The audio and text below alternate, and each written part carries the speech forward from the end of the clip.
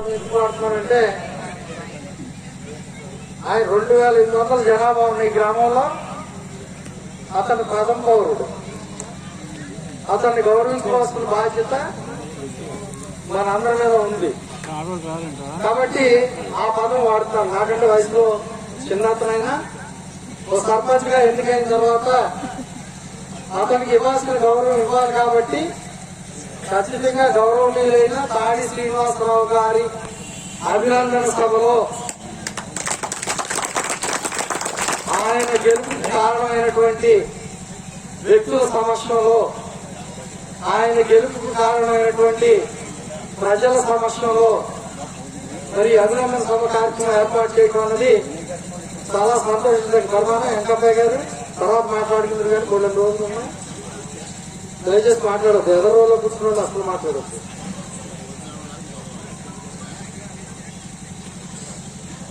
దయచేసి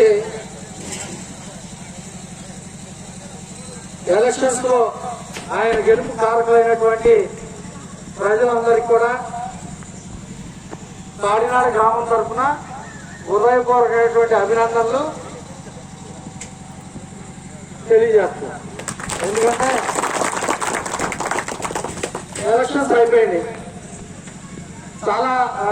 చాలా టైము మనం కష్టపడ్డాం. అలాగే భగవంతుని ఆశీస్సులు అనివ్వండి, లేకపోతే అనుగ్రహం అనివ్వండి, అలాగే ప్రజల సహకారంతో మనం ఈ ఎన్నికల్లో ఆయన సర్పంచ్ గా, అలాగే 7 మన టీం తరఫున వార్డు మెంబర్లుగా, అలాగే ఉప సర్పంచ్ గా మనం అన్నమాట ప్రకారం సున్నంపూడి గ్రామానికి ఇవ్వటం, అలాగే పేరున ఎవరైతే సర్పంచ్ గారికి, ఉప సర్పంచ్ గారికి, ఈ ఎవరైతే 12 వార్డుల నుంచి నెగ్గిన ఎవరైనా ఉంటే మన తరఫున గెలిచినా, అవతల గెలిచినా అందరూ గ్రామానికి సంబంధించిన వ్యక్తులు, గ్రామానికి సంబంధించిన వార్డు సభ్యులు. కాబట్టి సర్పంచ్ గా ఎన్నికైనటువంటి ఆర్ శ్రీనివాసరావు గారికి, అలాగే ఉప సర్పంచ్ గా అక్కడ 3 ఉన్నారు. ముందర కొల్లాటి వెంకటలక్ష్మి గారు, తర్వాత వైదాని జయలక్ష్మి, తర్వాత తిరుమాని వెంకటరామసీత, అలాగే 1వ వార్డు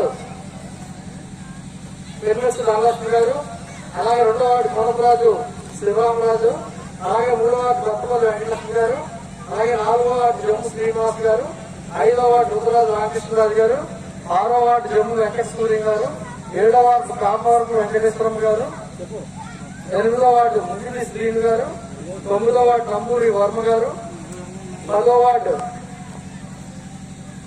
వైదాని జయలక్ష్మి గారు, 11వ వార్డు తిరుమాని వెంకటరామసీత గారు, 12వ వార్డు కొల్లాటి వెంకటలక్ష్మి గారు.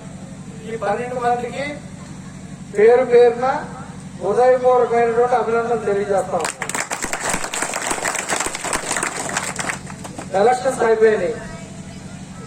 చాలా మంది అనుకోవచ్చు ఎలక్షన్స్ అంటే ఓడిపోయిన వాళ్ళు ఈజీలో బాధపడితే గెలిచిన వాడు ఇంట్లోకి వెళ్ళి బాధపడతాడు. ఎందుకంటే ఇద్దరికి పెయిన్ ఉంటుంది. ఎలక్షన్స్ ఆడే విధానంలో ఇద్దరు కష్టపడతాం, ఇద్దరు తగు ప్రయత్నం చేస్తాం, కానీ ఎవడో ఒకటికే విజయం వస్తుంది. మిగతా వాళ్ళు కానీ ఇద్దరికి సమంగా వదులుతుంది, ఇంచుమించు కొద్దిగా అటు ఇటు. కాబట్టి ఇద్దరు ఖచ్చితంగా బాధపడతారు. కాడికి అంతిమంగా లెక్కేస్తే రాజకీయాల్లో గెలిచినోడు బాధపడతాడు, ఓడిపోయినోడు బాధపడతాడు. కాబట్టి గెలిచినోడు ఏదో గొప్పోడని, ఓడిపోయినోడు గొప్పోడు కాదని మనం ప్రజాస్వామ్యంలో అనుకుంటే చాలా తప్పు. ఎవడ ప్రయత్నం వాళ్ళు చేశాం. ప్రజల సహకారంతో ఈ రోజు ఆయన ఎన్నికయ్యాడు. ఎన్నికైన వెంటనే మన దృక్పథం మారాలి. ఫస్ట్ ఎన్నికైంది ఎందుకు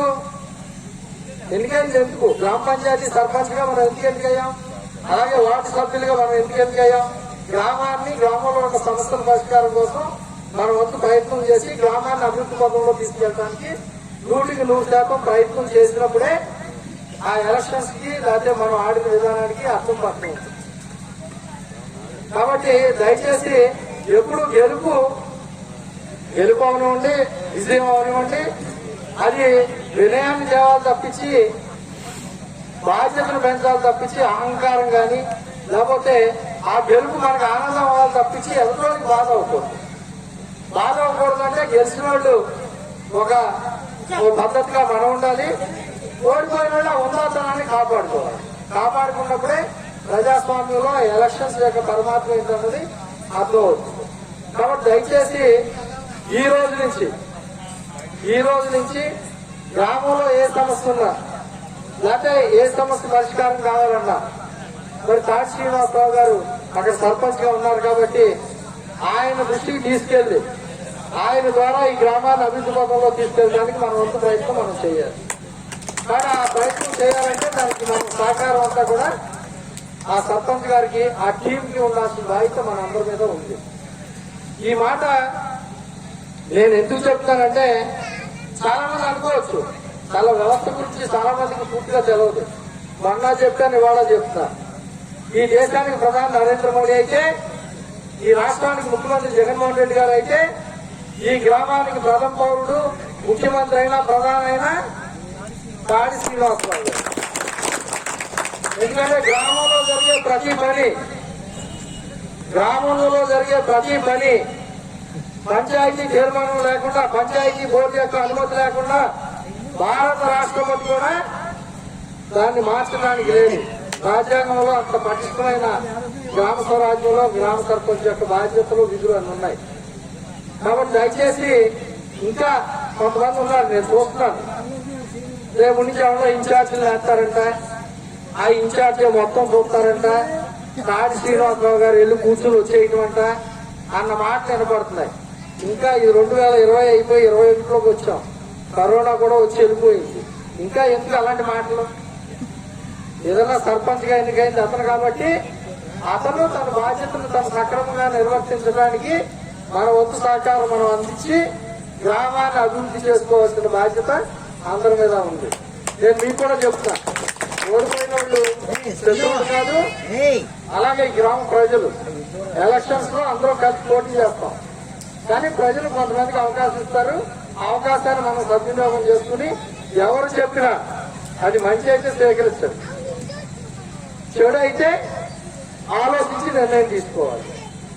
ఏదైనా సందర్భం వచ్చినప్పుడు, ఏదైనా సీరియస్ సబ్జెక్టులు ఉన్నప్పుడు ఖచ్చితంగా మనలో మనం కూర్చుని ఎదురుకి తీసుకెళ్లాల్సిన పరిస్థితి ఉంది. మీరు ఈ సునంపూడి గ్రామానికి సంబంధించిన ప్రజలు ఇచ్చిన స్ఫూర్తి ఈ రోజున మేము ఇంత ధైర్యంగా ఇక్కడ కూర్చుని మాట్లాడటానికి అవకాశం కల్పించింది మీరు. మీకు ఖచ్చితంగా నేను అన్నమాట ప్రకారం ఆ గ్రామాన్ని అన్ని రకాలుగా అభివృద్ధి చేయడానికి 100% నా వంతు ప్రయత్నం నేను చేస్తాను. ఈ బోర్డు కూడా ఖచ్చితంగా ప్రయత్నం చేస్తాను.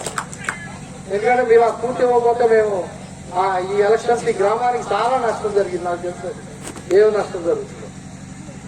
కాబట్టి ఖచ్చితంగా మీకు ఎక్కడో దూరంగా ఇంకా అభివృద్ధికి నోచుకొని అనేక సమస్యలతోటి మంచినీళ్ళు లేక, రోడ్లు లేక, ఈ మధ్య ట్రాన్స్పోర్ట్ డెవలప్ అయిన వల్ల కొంతవరకు సఫలీకృతం అయ్యారు. కానీ ఇంకా చాలా సమస్యలు ఉన్నాయి. కాబట్టి మా మొదటి ప్రాధాన్యత ఈ బోర్డుది ఖచ్చితంగా సున్నంపూడి గ్రామానికి. అందులో 1% నేను షార్టింగ్ అవుతుందా సభాముఖంగానే చెప్తాను. నాకు గెలుపోవడంతో రాజకీయాల్లో 2 జరుగుతాయి. అయితే గెలుస్తాం, అది ఓడిపోతాం. 2 అంతకుమించి ఏమీ జరగదు. కానీ గెలిచినప్పుడు దాన్ని సద్వినియోగం చేసుకుని ప్రజలకు ఉపయోగపడేలాగా దాన్ని మనం మార్చడంలో మన గెలుపుకు ఒక పరమాత్మ ఉంటుంది. కాబట్టి దయచేసి ఇంకెక్కడ పెద్దగా మీరు 100% తెలుసుకున్నారు. చాలా సంతోషం. మొదటిసారి నేను జీవితంలో సంతోషించింది వాస్తవాన్ని. నేను ఈ ఎలక్షన్స్ లో తిరుగుతా ఉంటే నాకు మహాజ్ఞాని తగిలాడు. అతను ఏం చదువుకున్నాడో కూడా తెలియదు. అతను నాకు చెప్పింది, నేను సున్నంపూడి వెళ్తే అతను చెప్పింది ఒకటే, నిజం నిప్పు లాంటిది, ఆబద్ధం తేనె లాంటిది. ఆబద్ధం ఎప్పుడు తీపిగా ఉంటుంది, నిజం నిప్పు లాంటిది. నేను అతనిలో ఇంకో వ్యక్తిత్వం చూసా. నేను ఊరికే సరదాగా నువ్వు రజనీకాంత్ లా ఉన్నావురా అన్నాను. నా వంక నా సీరియస్ గా చూసాడు. అంటే రజనీకాంత్ నన్ను కోరుతావా? నాకు నేనే. ఆ కాన్ఫిడెన్స్ ఇంపార్టెంట్. 2, 3 భోజనాల దగ్గర అక్కడ మనవాళ్ళు ఒకసారి పిలవమన్నా, మావోడు ఉన్నాడు అక్కడ ఒకసారి పిలవమన్నా. మావోడేంటి మనోడను 3 మాట్లాడారు. అన్నిటికంటే ప్రధానమైన ఆఖరిని అక్కడ గణేష్ నగర్ లో భోజనాలు పెడతా ఉంటే ఇంకో 3 కుర్రోళ్ళతో కలిసి వచ్చాడు అతను. మా ఓడి ఎవడో అమ్మ ఏరా భోజనం చేయండి ఏరా, ఇలాగే చూస్తాడు సీరియస్ ఏరా అని. అమ్మ నువ్వు భోజనం చేయరా అని నేనంటే ఎవరన్నాడు చేస్తా, మా అమ్మ వండిన అన్నం ఇంటి దగ్గర ఉంది, నేను ఇంటి దగ్గరే తింటాను. ఇంకా అంతకంటే జ్ఞానం ఎవరు ఉంటారండి? నేనేం జ్ఞాని కాదు, ఇన్ని గౌరవం చెప్తున్నాను. అంటే ఒక వ్యక్తికి తన మీద తనకు నమ్మకం ఉండాలి, తన ఆత్మవిశ్వాసం ఉండాలి, తను గౌరవించుకునే పరిస్థితి ఉండాలి, కొన్ని పాటిస్తాడు. అప్పుడే వాడు కొంతమంది జ్ఞానులు ఎప్పుడు మనకు కొద్దిగా తింగరగా కనబడతారు. కానీ ఆటలో మనకి తెలవంది. నేను అతని దగ్గర చాలా నేర్చుకున్నాను 4-5 రోజులు. ఇవాళ నాకు మీ గ్రామంలో ఈ చుట్టుపక్కల నేను ఎక్కువసేపు కూర్చుంటే అతనితోటే కూర్చుంటాను, ఎందుకంటే అతని దగ్గర నేర్చుకోవచ్చు చాలా. కాబట్టి దయచేసి వ్యక్తులను కించపరచవచ్చు, మన వ్యక్తుల మీద పోరాటం కాదు. ఈ ప్రాంతంలో పర్టికులర్ గా 2-3 ఇష్యూస్ మీద వాళ్ళు ప్రతి పట్టు ఎలక్షన్స్ వచ్చేటప్పటికి మిగతా ఎక్కడా పెద్ద కథన నడపడానికి అవకాశం లేదు. పాపం ఎదురుకుండా ఎప్పటి నుంచో ఆ చెరువును నమ్ముకుని అక్కడ ఇళ్లు కట్టుకుని జీవిస్తున్నారు చాలా మంది. పిల్ల పాపలతోటి సుఖంగా ఉంటున్నారు. ప్రతి పట్టు ఎలక్షన్ వచ్చినప్పుడల్లా మీకు పట్టాలు ఇస్తాం, మీకు పట్టాలు ఇస్తాం, లేకపోతే ఇంకోటి ఇస్తాం, వాళ్ళు వస్తే ఏదో వచ్చేస్తారు. నేను వాళ్ళు మనస్ఫూర్తిగా చెప్తున్నా, ఇక్కడి నుంచి మీరు పిల్ల పాపలతోటి సుభిక్షంగా మీ ఇళ్లలో మీకు ఎక్కడి వరకు అవసరమో అక్కడి వరకు బౌండరీ ఏర్పాటు చేసుకుని అక్కడ వరకు ఒకళ్ళిద్దరు నేను ప్రాణి కూడా కట్టుకోవడం చూశాను. మిగతా వాడు కూడా ఒప్పిడి చేసుకుని మిగతాది లోళ్ళకి వాటికి కావాలి కాబట్టి పట్టుబడి అయ్యి జరిగినప్పుడు ఇబ్బంది లేకుండా అంచంతా మీ గోళ్లకి సపోర్ట్ గా కూడా ఒక గట్టు కింద వేసి మీరు శాశ్వతంగా అక్కడ టెక్నికల్ గా కొన్ని ప్రాబ్లమ్స్ ఉన్నాయి కాబట్టి ఈ రోజు చెప్తా, ఈ రోజు నుంచి మీరు ఆ మాటలు మాయ మాటలు మాత్రం ఎట్టి పరిస్థితుల్లో నమ్మకండి. మీకు వచ్చిన ఇబ్బంది లేదు. ఇది నేను మనస్ఫూర్తిగా నేను ఒక ఇంట్లో ఉంటున్నాను కాబట్టి ఇల్లు యొక్క ప్రాధాన్యత, పడుతున్న ఇబ్బంది నాకు తెలుసు. కాబట్టి దయచేసి మీరు అటువంటి అపోహల్ని ఫస్ట్ తొలగించుకోండి. ఇంకా రెండో విషయం, వాళ్ళని మన మల్లమ్మ నగర్ రెడ్డి పేరు పెట్టుకున్నారు. ఆ అడివంటూ నాకు ఇష్టం లేదు.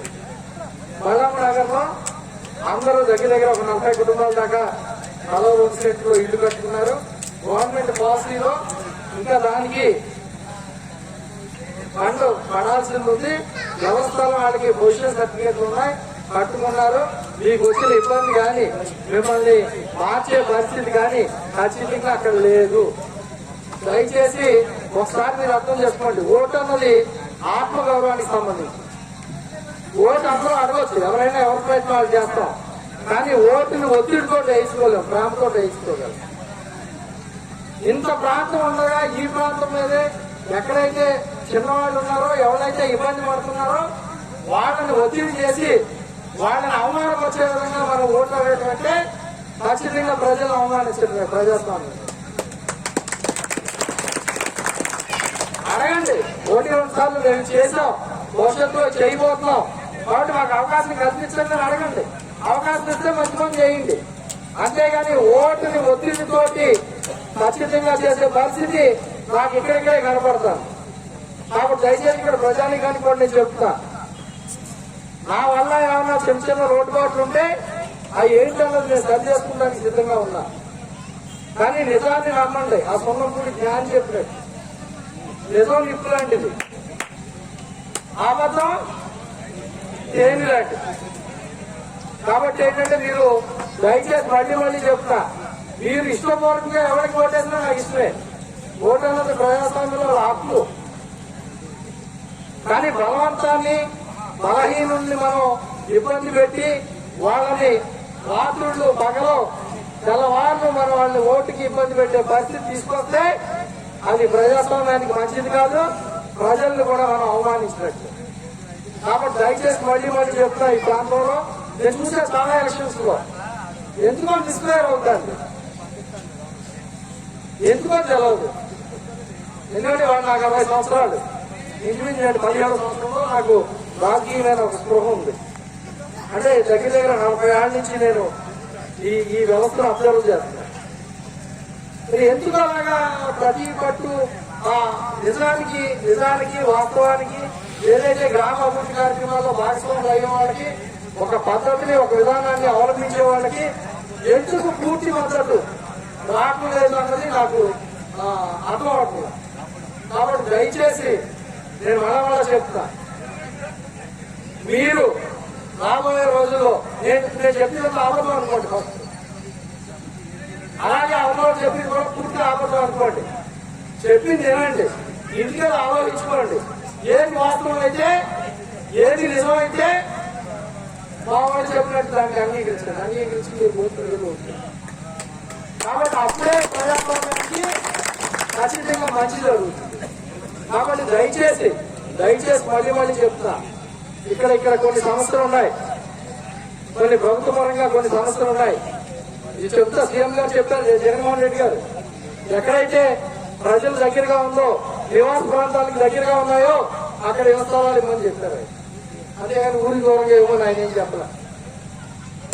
ఎక్కడ ఇప్పటికీ అడిగినా గవర్నమెంట్ స్థలం ఉంది, ఇప్పటికీ గవర్నమెంట్ స్థలం ఉంది, అది కొంతమంది భద్రాలయంలో ఉంది. దాన్ని ఇప్పుడు బేరా పెట్టి సెంటు లక్షలు చెప్తున్నారంట. ఖచ్చితంగా ఎవరైతే ఇళ్లు లేని వాళ్ళు ఉన్నారో ఖచ్చితంగా అడవిలోనే ఇళ్లు వస్తాయి. ఇది నిజం. ఎందుకంటే ఎక్కడో నివాస ప్రాంతానికి దూరంగా ఇంకొకరు బాధపడి ఇక్కడే ఉన్నారు. సర్కిల్ సీతారాం గారు, నేను వాళ్ళ ఇంటికి వెళ్తే ఆవిడ బాధపడింది. మొన్న చెప్పాను, మళ్ళీ ఇప్పుడు చెప్తా, రేపు కూడా చెప్తాను. ఒక తల్లి కన్నీరు పెడితే అది గ్రామానికి మంచిది కదా. ఆవిడ అందే, ఊళ్ళో గ్రామం ఉందా చచ్చిపోయిందా అంటే దాని అర్థం ఏంటి తెలుసా? ప్రజలు ఉన్నారా అసలు? మీతో పాటు అందరూ చచ్చిపోయారా? ఒక న్యాయం లేదా, మంచి లేదా, చెడ్డ లేదా? మాకున్నది 1 ఎకరం ఉంటే మా స్థలంతో కూడా కలిసి ఎడగొట్టారు. కోర్టుకి వెళ్ళి లక్షలు ఖర్చు పెడితే మా స్థలం సేవ్ అయింది. మాకు ఆడుకుంటున్న స్థలాన్ని ఇళ్ల స్థలానికి ఇచ్చారు ఎక్కడో దూరంగా. కనీసం న్యాయం చెప్పి వాళ్ళు లేరని నేను చెప్తే ఇవాళ అర్థమైతే ఆ విషయాన్ని ఎమ్మెల్యే గారి దృష్టికి, ఎంపీ గారి దృష్టికి, జగన్మోహన్ రెడ్డి గారి దృష్టికి తీసుకెళ్లి ఆ కుటుంబానికి న్యాయం జరిగేలాగా ఖచ్చితంగా నాకు ఆలోచన. ఇప్పుడు కూడా నేను రిక్వెస్ట్ చేస్తున్నా, అధికారంలో మీరు ఉన్నారు, దాన్ని ఏ రకంగా దాన్ని సక్రమంగా అది ఉపయోగపడేలా చేస్తే అది మంచిగా అవుతుంది తప్పించి ఏదో ఒకటి చేసి ప్రజలు మాయమాటలు చెప్పే పరిస్థితులు చాలా మారింది. ఇక్కడ ఇంకా మార్పు రావాలని మనస్ఫూర్తిగా కోరుతున్నాను. ఇంకా ఈ ఊళ్ళో కొన్ని సందర్భాల్లో ఆడికి అధికారులు ఇచ్చారు, కొన్ని సందర్భాల్లో మాకు అధికారులు ఇచ్చారు. 5 సంవత్సరాల అధికారంలో ఉన్నాం. ఎవరినైనా ఇబ్బంది పెట్టినట్టు కానీ, ఎవరినైనా వేరే దోషణలు చేసినట్టు కానీ, ఎవరి మీదైనా తప్పుడు కేసులు పెట్టినట్టు కానీ, ఎవరైనా మేము ప్రభుత్వంలో ఉన్నాం కాబట్టి మీరు మా మాట ఎందుకు ఎందుకని కానీ ఈ 5 సంవత్సరాలు ఎవరినన్నా ఒక్కళ్ళన్నా అన్నట్టు నిరూపిస్తే నేను శాశ్వతంగా రాజకీయాల నుంచి తప్పుకున్నాను. సాధ్యమైనంత వరకు ప్రజాస్వామ్యంలో ఏదైనా సమస్య మన దగ్గరికి వచ్చినప్పుడు సామరస్యంగా పరిష్కారం చేయడానికి ప్రయత్నం చేయాలి. నా అంతటి నేను గొడవను పెంచను. సాధ్యమైనంత వరకు మంచి మార్గంలో చెప్పడానికి ఇస్తాను. మంచి మార్గంలో చెప్పినా వినకపోతే ఏది మంచి అయితే అటు ఖచ్చితంగా కొమ్ము కాస్తాను. అందులో నాకు 1% కూడా డౌట్ లేదు. ఎవరైతే న్యాయం అనుకుంటానో, నా మనసుకి ఇది కరెక్ట్ అనిపిస్తుందో ఖచ్చితంగా నేను కొమ్ము కాస్తాను. అందులో నాకు ఉద్యోగంలో ఎవరిని నేను ఇబ్బంది పెట్టను. నా విధానం అది. నేను ఇప్పుడు కొత్తగా మార్చుకోను. దయచేసి మిత్రులు, అవతల మిత్రులు కూడా నాకు చాలా మంది అందులో మిత్రులు ఉన్నారు, నన్ను అభిమానించే వాళ్ళు ఉన్నారు, నాతో మాట్లాడే వాళ్ళు ఉన్నారు. అలాగే కొన్ని కార్యక్రమాల్లో నాతో పాటు కలిసి పనిచేసిన వాళ్ళు ఉన్నారు, మంచి కార్యక్రమాలు మనకి సహకరించిన వాళ్ళు ఉన్నారు. కాబట్టి ఆ విధానం ఎక్కడైతే విధానపరంగా లోపం ఉందో ఆ విధానపరమైన లోపాన్ని సరిచేస్తుంది. గ్రామాన్ని అభివృద్ధి చేయడానికి మా వంతు సహకారం ఎప్పుడు చేస్తాం, మా చెయ్యొచ్చు అందుకే ఉంటుంది. కలిసి కూర్చోడానికి, ఎలక్షన్స్ రాజీ చేసుకోవడానికే కూర్చోకల్లా, గ్రామాన్ని అభివృద్ధి చేసుకోవడానికి కూర్చోవచ్చు. గ్రామాన్ని అభివృద్ధి చేయడానికి ఇవాళ మీరు ఇచ్చిన అవకాశంతో తాటి శ్రీనివాసరావు గారు కొన్ని పనులు చేస్తారు. అలాగే ఈ రోజు ప్రభుత్వంలో మీరు ఉన్నారు కాబట్టి అదనంగా నిధులు తెచ్చి మీరు కూడా చేయండి. నేనే మళ్ళీ ఇక్కడే దండేస్తాను. నాకేం చిన్నతనం ఏం కాదు. ఎవరైతే గ్రామానికి మంచి పని చేస్తారో ఏమంటే చిన్న విషయమా? గత 5 ఏళ్లలో ఎన్ని నిధులు తెచ్చాం? ఇవాళ 7.5 కోట్లు ఒకసారి శాంక్షన్ అయ్యి దాన్ని క్యాన్సిల్ చేసి 10 ఎకరాల చెరువు కింద మార్చి 40 సెంట్లు రాజరాజు వాళ్ళు ఇచ్చి 6 కిలోమీటర్ల పైప్ లైన్ వేసి ఆ చెరువు తప్పించి ఇన్ని రకాలుగా చేసి ఏదో ప్రభుత్వం మారింది కాబట్టి చిన్న పని కనెక్షన్ ఏదో కలిపి ఇవాళ ఏదో ఒక రకమైన అది మంచి పని. ఆ మాత్రం చేసే సంతోషమే. అదేదో పెద్ద బిల్డప్ లాగా ప్రజల అమాయకులేం కాదు. ఎంత కష్టపడతా స్కీమ్ ఇప్పుడు చెప్పండి. 6 కోట్లు శాంక్షన్ అయిందో క్యాన్సిల్ అయింది. 6 కోట్లు మళ్ళీ శాంక్షన్ రండి. మొత్తం పైప్ లైన్లు అన్ని వేయండి. అటు సొన్నపూడి కానించి కోరుకోరు దుబ్బలకోటకు అభిరామపురం అర్జునవాడ పల్లిపాలానికి అక్కడ కూడా ఓయిస్ అసలు కట్టి నీళ్ళు ఇవ్వండి. నేనే మీకు దండేస్తాను. మీరే చేశారండి. అంతేగాని దారిలో పోతా ఉంటే ఎవరో పనికాడు నుంచి మనం చేస్తున్నట్టు మీరు చెప్తుంటే మీరు ఫస్ట్ రెక్టిఫై చేసుకోవాల్సింది. ఎవరైతే గ్రామానికి అడవిలో ఆ ప్రాంతంలో కనుక మీరు ఇల్లు నిరుపేదలు ఎవరైతే ఉన్నారో వాళ్ళకి ఖచ్చితంగా ఇవ్వాల్సిందే. ఈ గ్రామంలో జరుగుతున్న సామాన్యులు జరుగుతున్న అన్యాయాన్ని రాష్ట్ర ముఖ్యమంత్రి గారి దృష్టి కూడా నేను తీసుకెళ్తాను. ఏం చెప్పారు జగన్మోహన్ రెడ్డి గారు? ఏం చెప్పారు మీకు? గ్రామంలో ఎవరైతే ఉంటారో, గ్రామంలో ప్రజలకు అందుబాటులో ఎవరుంటారో, ఎవరైతే రోజు ఆఫీస్కి వెళ్తారో వాళ్ళకే ఓట్లేమని చెప్పాడు. చెప్పాడా లేదా? ఈయన అందుబాటులో ఉంటారా? పోటీ చేసిన వాళ్ళు అందుబాటులో ఉంటారా? అలాగే జరగబోయే ఎన్నికల్లో కూడా వస్తాయి. ఎవరు ఎలక్షన్ లో ఎందుకు నిల్చుకుంటున్నారు, ఎలక్షన్ లో నిలిచిన తర్వాత ఏం చేస్తున్నారు అనేది కనుక ప్రజలు ఆలోచించుకోకుండా ఒక్క అవకాశం అని మీరు కనుక ఒక్క తప్పు ఈ నెల నేను మాస్క్ పెట్టుకోవాలా, శానిటైజ్ వాళ్ళ అంతకుముందు కరోనా అని జాగ్రత్తగా ఉండేవాళ్ళు. వదిలేస్తా ఎందుకు? గ్రామం కోసం.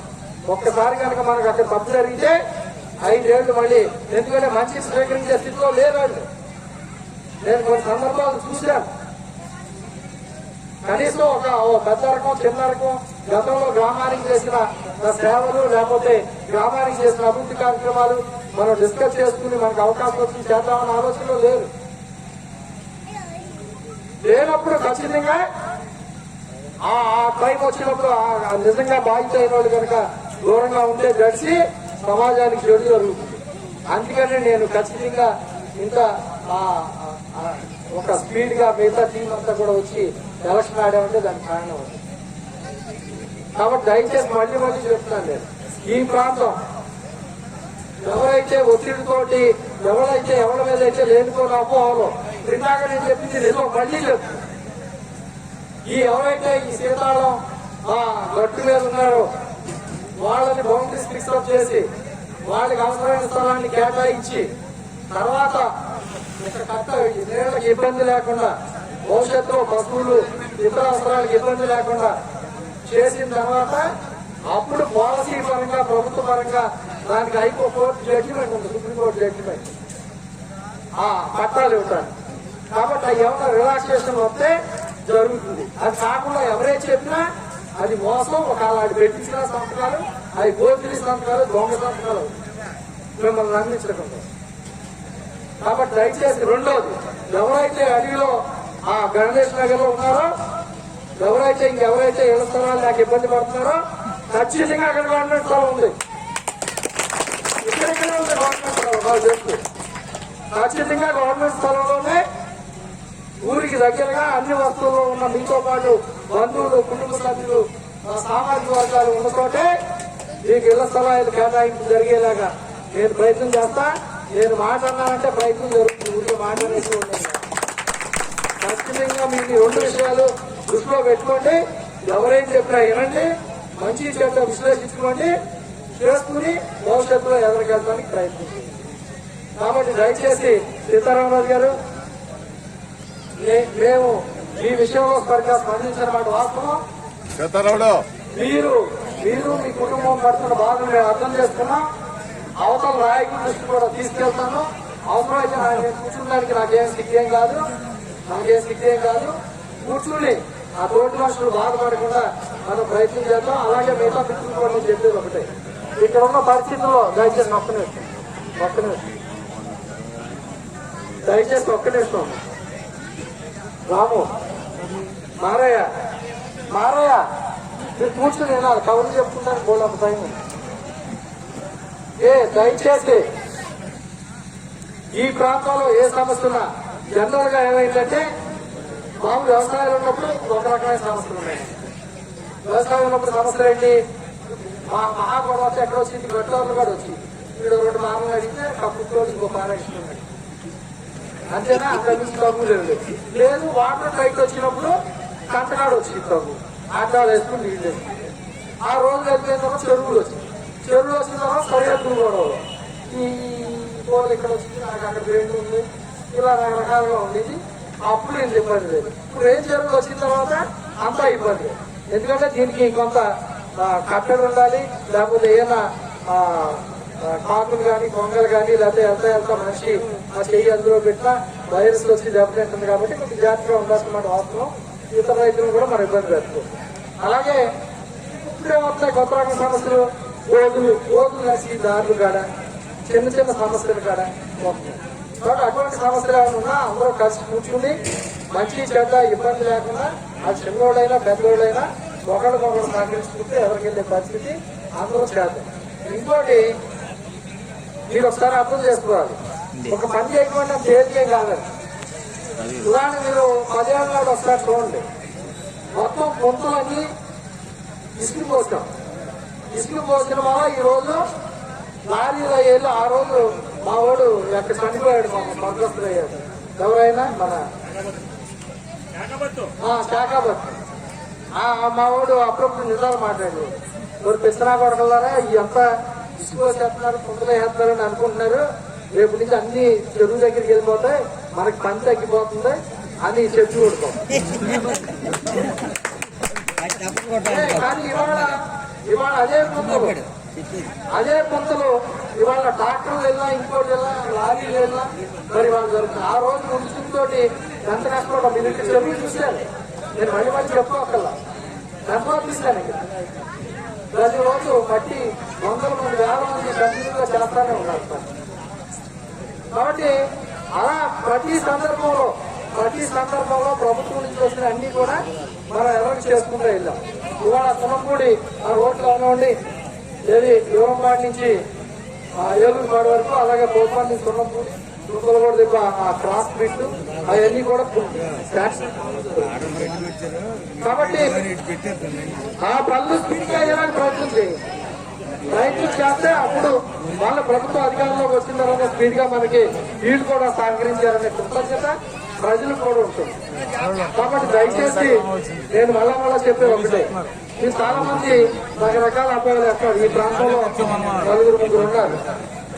ఏదో ఒకటి అనవసరమైన సబ్జెక్టులు ప్రజలకు చెప్తూ ప్రజల మధ్య డిస్టర్బ్ చేస్తూ ఒక రకమైన చెడు వాతావరణాన్ని క్రియేట్ చేసే పరిస్థితి తీసుకొస్తారు. దయచేసి గాంధీ అటువంటి ప్రయత్నం మానండి. ప్రభుత్వ అధికారంలో ఉంది, మీరు పని చేయండి, నేను కూడా పని చేస్తాం, మీరు మంచి పేరు తెచ్చుకోండి, నేను కూడా సంతోషిస్తాను. చాలా మంది అనుకుంటున్నారు ఇలాంటి కూర్చోబెట్టి ఏదో సరి చేశారు కదా, ఎందుకు ఈ ఎలక్షన్స్ లో గ్రామాలు తగులు పడిపోతాయి కదా అని ఎందుకు చేశారన్నది జాతీయ వాసిన బాధ్యత నా మీదే. నేను గ్రామానికి ఆ చెరువుల ద్వారా వచ్చిన ఆదాయాన్ని గ్రామానికి ఖర్చు పెడితే అది 3 భాగాలు. ఒక భాగం ఆ సొసైటీకి వెళ్తుంది, ఒక భాగం పంచాయతీకి వెళ్తుంది, ఒక భాగం మనం ఖర్చు పెడితే నేను కూర్చుని కష్టపడి మంచి చెప్పి వీళ్ళందరినీ కూర్చోబెట్టి బాధ్యత చేస్తే నన్ను ఒక దళారి అన్నారు. దళారంటే ఏంటి, బ్రోకరేజ్ చేసి కూడా ఎప్పుడూ లేని గ్రామంలో పోలీసులు వచ్చి ఆ రోజు నిజంగా నేను ఒక విషయాన్ని నమ్ముతాను, సముద్రం కంటే సహనం గొప్పది. ఆ రోజు ఆ సహనం వహించాను కాబట్టి గ్రామం ఈ రోజు ఇలా ఉంది. నేను ఎందుకు బాధపడతా చెప్తానంటే అందులో కూడా నా మిత్రులు ఉన్నారు. కానీ ఎవరైనా మన కింద చిన్నవాళ్ళు కనుక మాట ఏదైనా విధానంలో ఎత్తుంటే పెద్దలంగా చెప్పాలి, ఖండించాలి. అది కరెక్ట్ కాదు, మనం వెళ్తా ఉన్న విధానం వల్ల నష్టం జరుగుతుంది గ్రామానికి. అవతల వ్యక్తి గ్రామానికి మంచి చేసే వ్యక్తి, గ్రామానికి ఉపయోగించే వ్యక్తి, అటువంటి వ్యక్తిని మనం ఇబ్బంది పెట్టకూడదని పెద్దలు చెప్తే అది పెద్దరికం అవుతుంది. అంతే తప్పించి ఆ పిల్లలతో పాటు మనం కూడా అక్కడికి వచ్చి ఇబ్బంది పెడితే ఇలాంటివి జరుగుతుంది. నేను ఆ రోజే చెప్పా, నేను జీవితంలో బతుకుండగా ఈ గ్రామంలో కూర్చుని రాజీ చేయింది. అదే మాట గురించి నిలబడి మీలో మార్పు వచ్చి ఎవరన్నా పెద్దలు నేనే ఎలక్షన్ ఆడ ₹1 ఎలక్షన్ లో నాకు ఖర్చు అవ్వదు. నా ఖర్చులో ఈ మైక్ ఖర్చు అంటే వాయిస్ ఊరికే బుర్ర ఏదన్నా సలహా. ఇక్కడ గెలుపు కారణమైన వాళ్ళందరూ ఎవరున్నారు? ఎలక్షన్ ఊరికే అవుతుందా? అవును కదా. ఎందుకు ఇంత ఇంత ఆ పెయిన్ తోటి ఇంత అందరం కావాల్సిన వాళ్ళే. మీరు ఒక విషయం గుర్తుపెట్టుకోవాలి, ఇందులో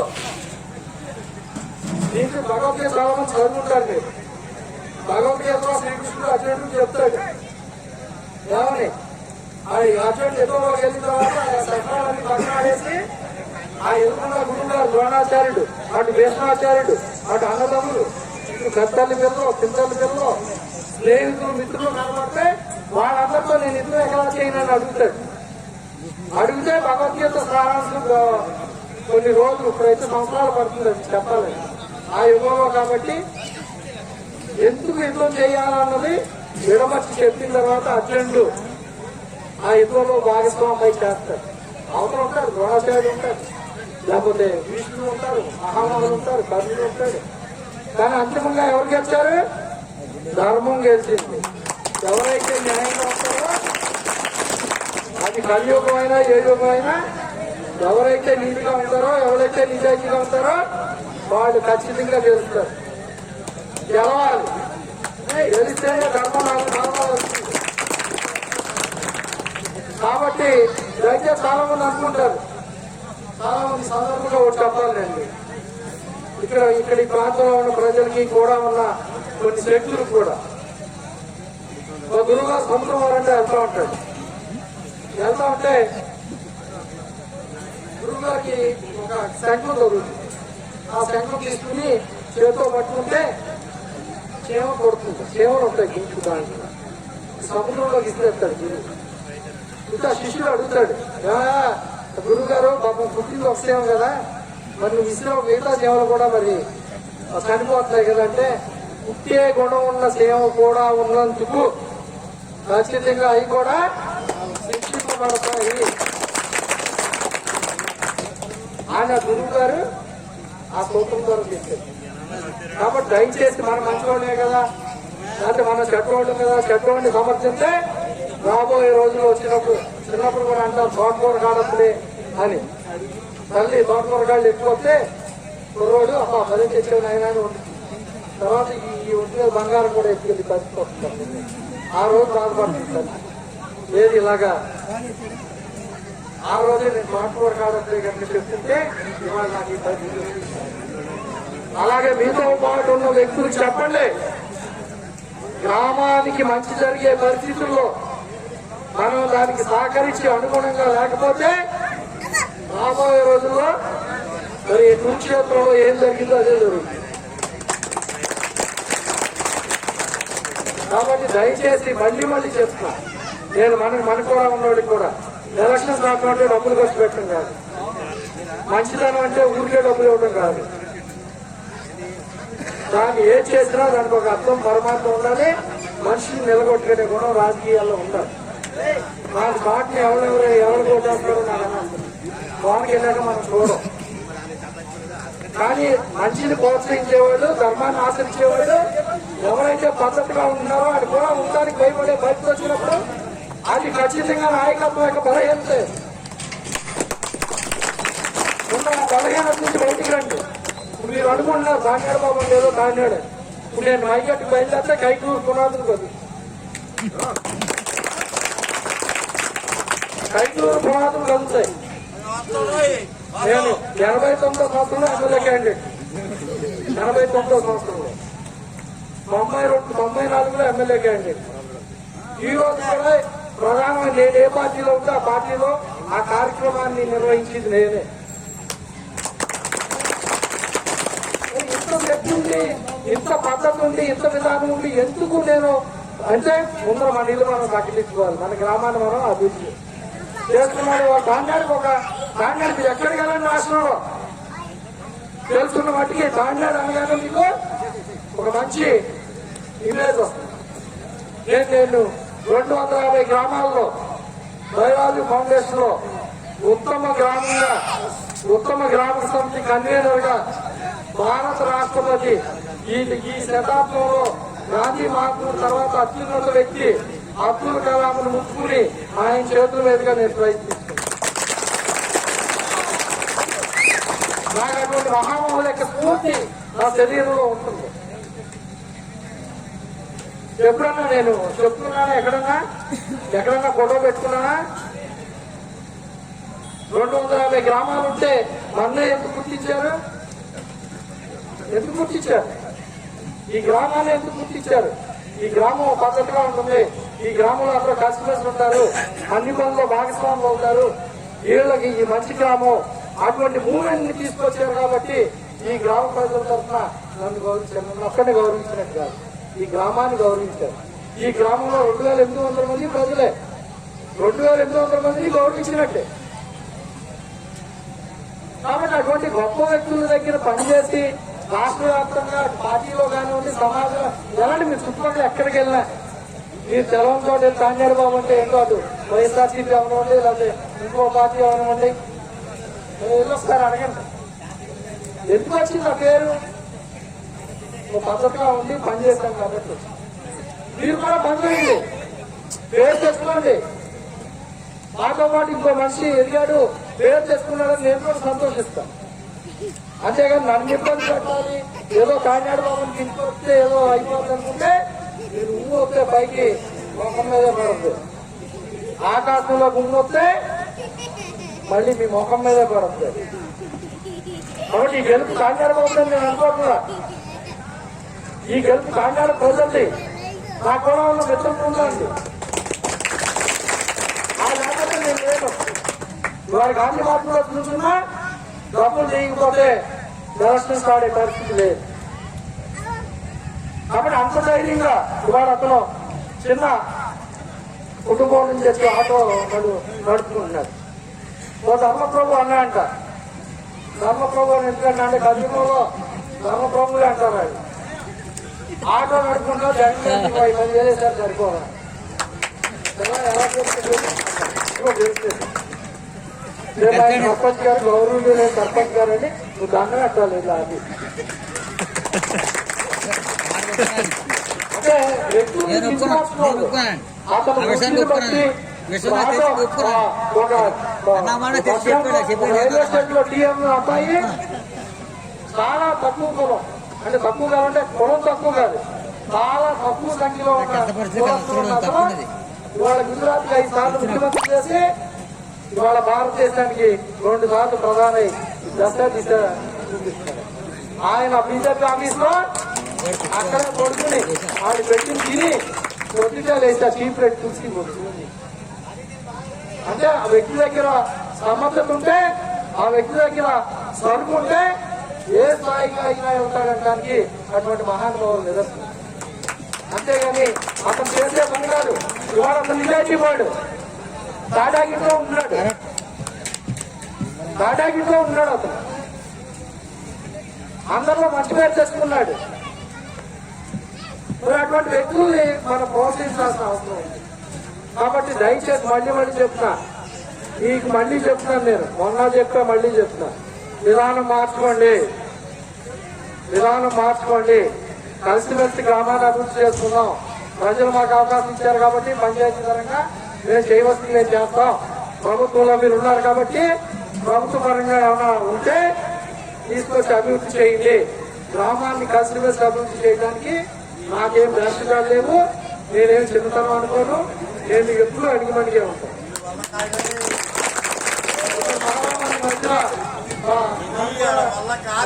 రకరకాలు ఉంది కదా, ఏం చెప్తారు ఎవరిని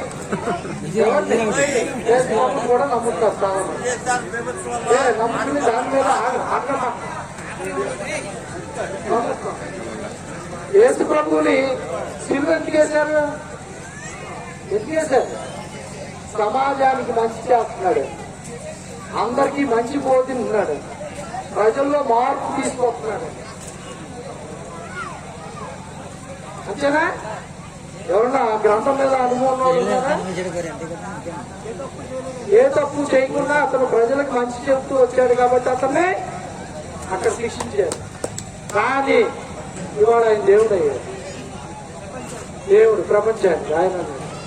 అలాగే ఇక్కడ కూడా నేను ఒకవేళ మంచి చేయటమే, అభివృద్ధి చేయటమే తప్పైతే మీరు ఏం చేసినా నేను సిద్ధంగానే ఉన్నా. నాకు ఇప్పుడు 60 ఏళ్ళు. ఇప్పటికైనా మారండి, మారి కలిసిమెలిసి పని చేయడం అలవాటు చేసుకోండి, చెప్పిన విషయాలు గుర్తుపెట్టుకోండి. రాబోయే రోజుల్లో మంచి జరగడానికి ప్రయత్నం చేయండి. మా బతికే ఇంకా మా ఇప్పుడంతా 60 కరోనా అవకాశం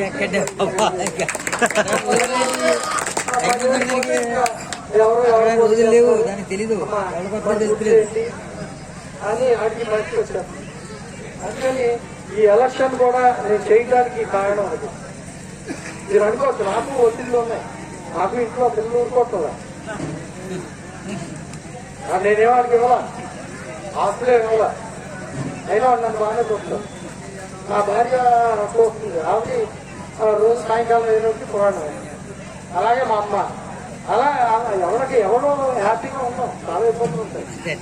కానీ ఇబ్బందులు ఉన్నాయి కదా వదిలేస్తే గ్రామం ఎందుకు అవకాశం లేని విధంగా తయారు. మళ్ళీ చెప్తున్నా, ధనం విలువైందే, కానీ ప్రపంచంలో ధనం కంటే విలువైన వస్తువులు చాలా ఉన్నాయి. కానీ ఆ వస్తువు కావాలన్నా ధనం ఉంటుంది. అప్పుడు ధనం ప్రాధాన్యత కనుక ఆ ధనాన్ని సద్వినియోగం చెయ్యి, సక్రమ మార్గంలో ఖర్చు పెట్టి 10 మందికి ఉపయోగపడేలా చేయండి. మీరు ఎలక్షన్స్ అప్పుడు కాదు, ముందు రోజుల్లో కూడా కష్టమైన సుఖమైన మంచి చెట్టులో మన భాగస్వాములు అవ్వాలి. చిన్నవాళ్ళని మనం ఇబ్బంది పెట్టకూడదు. ఏదన్నా ఉంటే తప్పుడు మార్గంలో వెళ్ళే వాళ్ళు వాళ్ళని తప్పు అని చెప్పాలి. అలా చెప్పుకుంటూ పోతేనే గ్రామం ఒక మంచి వాతావరణంలో పెద్దలు చేసి దయచేసి మళ్ళా చెప్తున్నా ఇంకొక ఆఖరిని ఒకే ఒక్కటి చెప్పి వాటర్ని దేవుడితో కొలుస్తారు అంటారా? వాటర్ మహాశయుడు, వాటర్ దేవుడు అని ఇంటింటికి తిరుగుతాం కదా, దండం పెట్టి రైట్ గారు ఇంటింటికి తిరుగుతామా? శ్రీకృష్ణ పరమాత్మ ఎంతమంది భార్యలు, ఎంతమంది ఆవిడ బలరాముడు చెప్పాలి.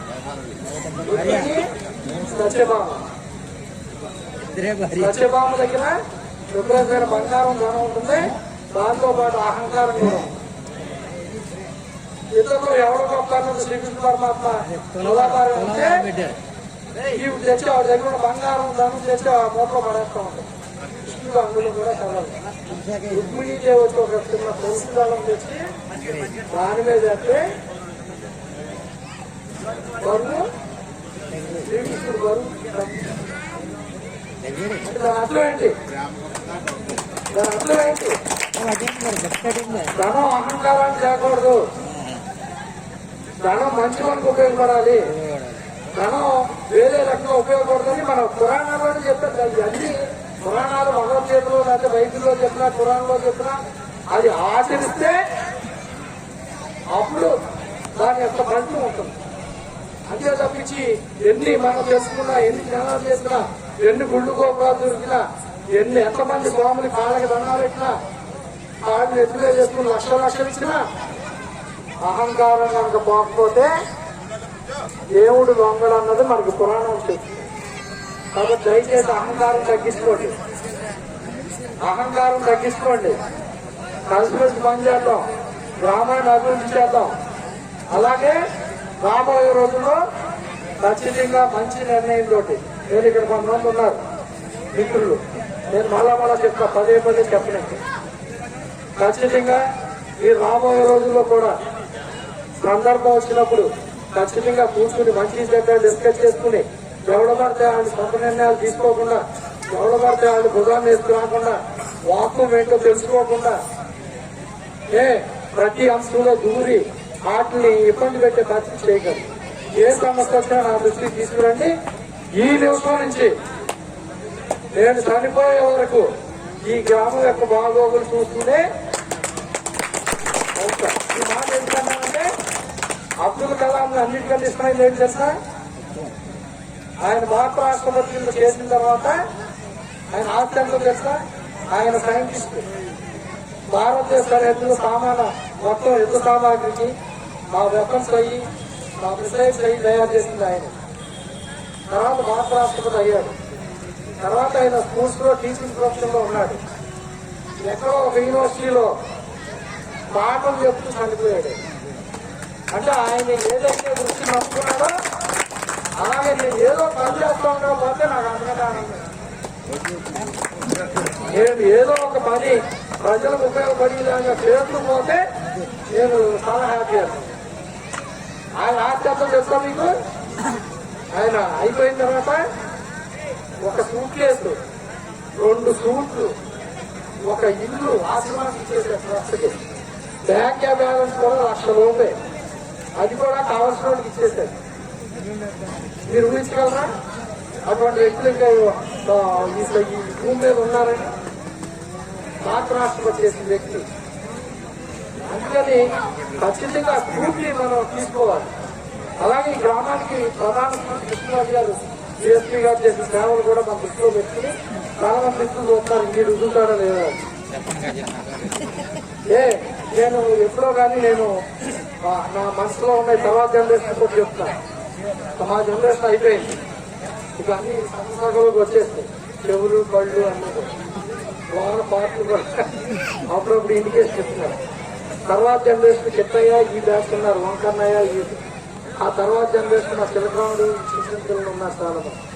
మీరంతా కూడా మంచిగా ఉంటూ పద్ధతిగా ఉంటూ చిన్న చిన్న వాళ్ళు ఇబ్బంది పెట్టకుండా ఏ సమస్య వచ్చినా వాళ్ళకి చేసి పెడుతూ నేను మొన్నే చెప్పాను, నేను మారుతాను, ఖచ్చితంగా మారాను. నేను నా పూర్తి సమయాన్ని నాకు ఏమీ లోటు లేదు. నా లక్ష్యం ఉంది. ఆ పొద్దుకే ఏర్పాటు పెట్టించేస్తుంది. ఏదో డబ్బులు అంటే డబ్బులు ఇస్తుంది. నేను ఇంకా ఏమి ఇబ్బంది పడక్కర్లేదు. కాబట్టి ఏంటంటే ఆవిడ సహకారం ఉన్నంతసేపు ఖచ్చితంగా ఆయనకేమో ఖచ్చితంగా రాబోయే రోజుల్లో సున్నంపూడికి మళ్ళీ చెప్తున్నాను. అలాగే చాలా సమస్యలు నేను ఐడెంటిఫై చేశాను. ఈ మీటింగ్ లో కాకుండా ప్రతి వార్డుకి నేను వస్తాను. సర్పంచ్ గారు కూడా వస్తారు. ఇంకా ఛార్జ్ తీసుకోలేదు. తీసుకున్న వెంటనే అక్కడ కూర్చుని స్థానికంగా ఈ మీటింగ్ లో ఏముంటుందంటే మనం కూర్చుని డిస్కస్ చేసుకుని ఏమేమి సమస్యలు పరిష్కారం చేసుకోవాలో ఆలోచించి ఏదన్నా చిన్న చిన్న సమస్యలు ఉన్నా సర్పంచ్ గారికి చెప్పండి. అలాగే ఏదైనా పెద్ద సమస్యలు వచ్చి నేను కూడా వస్తాను. ఎవరన్నా వచ్చి పెద్ద మనుషులు వచ్చి రమ్మనండి. ఏదన్నా ఉన్నప్పుడు న్యాయం చేయడానికి ప్రయత్నం చేద్దాం. నాకు మళ్ళీ చెప్తాను. నాకు ఇప్పటికీ అవసరం. నాతో మంచి చెడ్డ మాట్లాడే వాళ్ళు ఉన్నారు, కష్టం సుఖం మాట్లాడే వాళ్ళు ఉన్నారు, కొన్ని మంచి పనుల్లో భాగస్వాములు అయిన వాళ్ళు ఉన్నారు. కాబట్టి ఎందుకు నేను ఇంతసేపు ఇలా మాట్లాడుతానన్నది అర్థం చేసుకోండి. నాకేమో అహంకారం లేదు, కష్ట సాధింపు లేదు, వేరే ఆలోచన కూడా లేదు. నాకు కావాల్సిందల్లా ఉన్న సమస్యలు పరిష్కారం కోసం ఆ మూల కరెంట్ సమస్య ఉంది, లక్కేసుకోవచ్చు. అక్కడ మంచినీటి సమస్య ఉంది. ఈ ప్రాంతానికి వచ్చేటప్పటికి రేవులు పట్టుకోవడానికి రేవులు అవసరం ఉంది. ఇంకా 4-5 సిమెంట్ రోడ్లు ఉన్నాయి. అలాగా ఆ ప్రాంతానికి వచ్చేటప్పటికి నీళ్ళ సమస్య వరకు తీరింది. కరెంటు వచ్చే ప్రాబ్లమ్స్ ఉన్నాయి. అలాగే రోడ్స్ ఉన్నాయి. ఇంకా పరిష్కారం చేసుకోవాల్సి ఉన్నాయి. ఈ ప్రాంతానికి వచ్చేటప్పటికి ఆ బ్యాక్ సైడ్ ఇబ్బంది లేకుండా ఒక రోడ్డు కింద మార్గేషన్ చేస్తే మిగతా స్థలాన్ని వాళ్ళు ఒబ్బిడి చేసుకుని వాళ్ళు పిల్లపాపలతో సుఖంగా ఉండాలనుకుంటుంది. అడవిలో ఎవరైతే ఇప్పుడు ఇల్లు కట్టుకున్నారో వాళ్ళకి పొజిషన్ సర్టిఫికేట్లు కానీ లేకపోతే భవిష్యత్తులో కానీ ఏ విధమైన ఇబ్బంది ఉండదు. గవర్నమెంట్ పాలసీ కూడా నేను 3 నెలలు చదివాను. కొత్తగా ఆ ఇల్లు కట్టుకున్నది కూడా అమౌంట్ పడుతుందని వస్తే 1 నెలలోనూ 2 నెలల్లోనూ కూడా అది కూడా పడవచ్చు. కాబట్టి దయచేసి ఎవరైతే చేసినా చేయించుకోండి. ఎవరు చెప్పినా వినండి. అదే మంచి చెడ్డ మీరు విశ్లేషించుకుని ఖచ్చితంగా చేయమని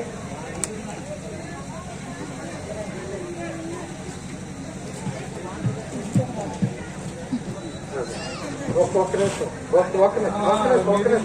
అదే చెప్పింది నేను అక్కడికి వచ్చి ప్రతి వాటిలో అక్కడ స్థానికంగా ఉన్న వాళ్ళందరికీ చెప్పి సర్పంచ్ గారు అన్ని వాటిలో కూర్చున్నాం. ఏదైనా కష్టమున్నా సుఖమున్నా మళ్ళా చెప్తా అవతలే ఎవరైతే ఓడిపోయిన వాడు ఎప్పుడు తక్కువని కాదు, గెలిచిన వాడు ఎక్కువని కాదు. అదే అంతిమంగా ప్రజాస్వామ్యంలో ఆ గెలుపుని ఉన్నాక అంగీకరించే వాళ్ళు భవిష్యత్తులో గొప్ప వాళ్ళు అవుతారు. కాబట్టి దయచేసి మళ్ళీ చెప్తా, గ్రామాభివృద్ధిలో పూర్తిగా చేస్తాం. మార్గదర్శనాలు లేకుండా, పక్షపాతం లేకుండా రూల్కి అనుగుణంగా మేము పనిచేసి ఈ గ్రామాన్ని అభివృద్ధి చేస్తాం. మీరు అధికారంలో ఉన్నారు, ప్రభుత్వంలో ఉన్నారు కాబట్టి ఖచ్చితంగా మీరు సేవస్ని అనంటే ఘాట్లు తెచ్చి ఈ గ్రామాన్ని అభివృద్ధి చేస్తే ఏం చేశారో మళ్ళీ నేనే చెప్తాను, మీరు కూడా చెప్పుకోవచ్చు. కాబట్టి దయచేసి మరొకసారి గెలిచినందుకు, అతన్ని గెలిపించినందుకు కాకినాడ గ్రామ ప్రజలకి మనస్ఫూర్తిగా అభినందనలు తెలియజేస్తూ, కృతజ్ఞతలు తెలియజేస్తూ, అతను గెలిచి కారణమైన ప్రతి ఒక్కరికి చాలా మంది ఉన్నారు. నాకు వాళ్ళు చూస్తే ఈ టైంలో అంత స్పిరిట్ గా వాళ్ళు పనిచేసి ఒక మనిషికి సహకరించారంటే వాళ్ళు నిజంగా హీరోలు నా దృష్టిలో. చాలా మంది ఉన్నారు, కొన్ని పేర్లు నేను ఇస్తే హీరోలు. కాబట్టి వాళ్ళ కష్టంతో మమ్మల్ని గెలిపించారు. వాళ్ళ గౌరవానికి భంగం లేకుండా పండు ఎలా అయితే పేరు తెచ్చుకున్నారు, ఒక సామాన్యమైన వ్యక్తిగా ఒక హుందాతనంతో తన పని ఎలా అతను చేశాడు అంత పేరు తెచ్చుకుని అతని సూచనలు సలహాలు కూడా తీసుకుని బంగారాజు గారి మీద దండం పెడుతున్నాడు. ఇంకా బంగారాజు గారి సహకారం కూడా తీసుకుని బంగారాజు మీరు కూడా బంగారాజు అతను ఏ రోజు రాకుండా అతను చిన్నోడు ఆర్థికంగా వెళ్ళకుండా ఆ పంచాయతీలో ప్రతి పని సక్రమంగా అసలు మీరు డబ్బుల గురించి మంచి ఆలోచించారు. ఎలక్షన్ టైంలో చూపించింది స్పిరిట్ కాదు, నా లెక్క ఉత్తరాజులో చూపించింది స్పిరిట్ అవుతుంది. అర్థమైంది. కాబట్టి దయచేసి అన్నదాంట్లో గతంలో ఏ విధానం అయితే మనం అవలంబించామో అదే విధానంలో పనిచేస్తూ అందరినీ కలుపుకుని మనస్ఫూర్తిగా తెలియజేసుకుంటూ మాకు అహంకారాన్ని ఇవ్వలేదు, వినయాన్ని ఇచ్చింది, బాధ్యతలు పెంచిందని మరొకసారి కాకినాడ గ్రామ